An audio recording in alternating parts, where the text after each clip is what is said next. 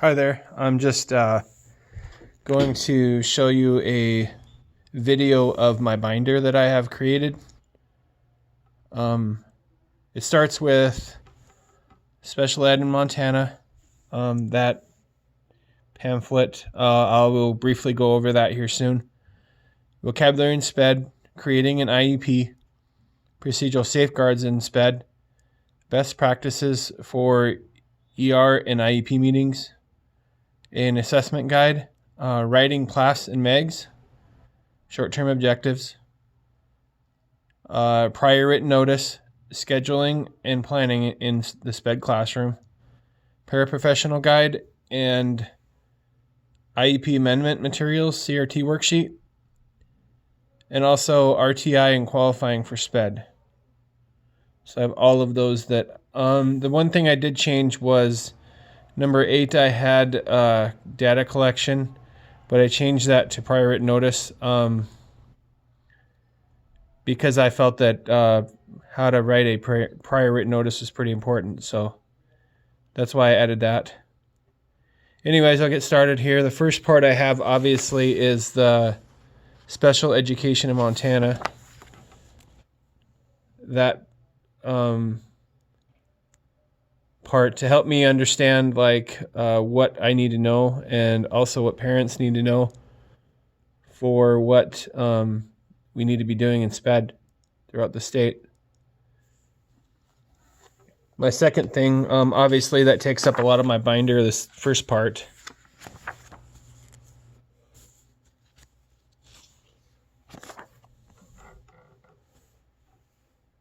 Next thing I have, obviously, is vocabulary in SPED. Now, this is just what I got as I was kind of working throughout the class. And I kind of used part of what we had in our classroom to help understand those things. But it's just to help give me a better idea of what I'm dealing with.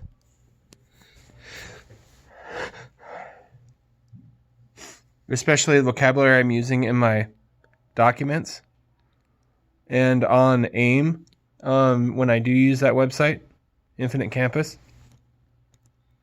Anyways, so that's that part. My third part would be creating an IEP.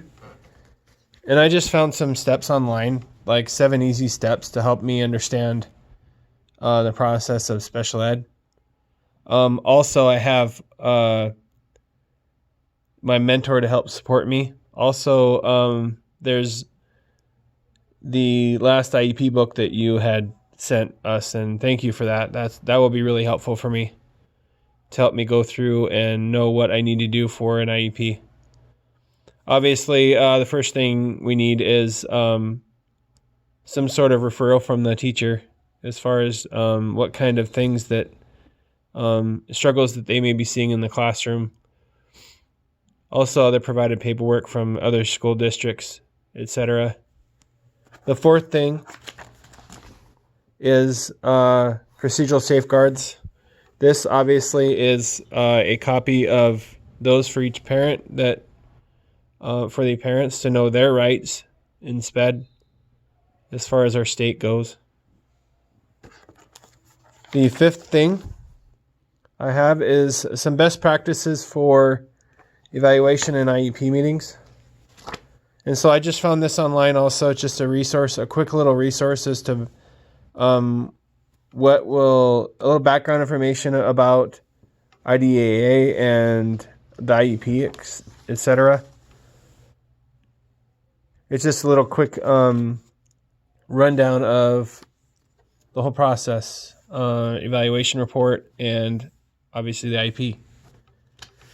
The next thing, number 6, was an assessment guide, and I used this one for one of my students. I'm planning to use it for another one. Actually, I've used it for 2 students. They were a brother-sister. She qualified for SPED in 4th grade, and then he did for 6th grade also. We have not yet had his evaluation report meeting yet. that's in the works. So I used the Wyatt for that. There's also Terra 2. This is some resources that I have here at the school that I can use. I haven't used any of them yet, but with the help of my mentor and others in our building, they will be able to help me with administering these. The CMAT, OWLS 2, written expression, and then there's Torque 3, and then phonological awareness reading. And I believe that's it for that section. The 7th part is writing PLAFs and MEGs.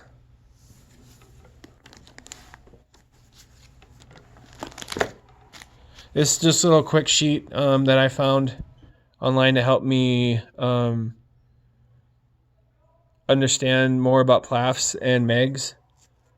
Honestly, this is probably one of the most challenging parts of writing an IEP for me anyway, because yes, I do know my students pretty well, but being able to fine-tune and decide what they need support in has been something that I need to get better at, I feel. So just an honest assessment about where I'm at with this whole process, especially since I just started. So there's PLAFs, and there's some more PLAF things. The 8th thing is how to write prior written notice. I feel like this was a really important part because it helps just reassure what we've already said in our IEP meeting. So I feel that this is really an important part for me to add instead of data collection. Oh, the 9th thing. Let's see here. I might have missed something, honestly. Oh, I didn't put it in here, but I plan to put a checklist of something for my paras to follow. Also, I was going to add their schedule just to kind of help you understand what their schedule look like. So I apologize for that part. Just didn't quite get around to adding it. Number 10 is a paraprofessional guide. This is something that I just printed off that I used for obviously the paraprofessional assignment. So this will help me as a quick resource to help me understand a little bit more about how to support my paras in this classroom. Let's see. The 11th part was the IEP amendment materials. So I have a lot of these things, how to amend an IEP, lays help supports here, PLAFs, how to actually write it. Let's see.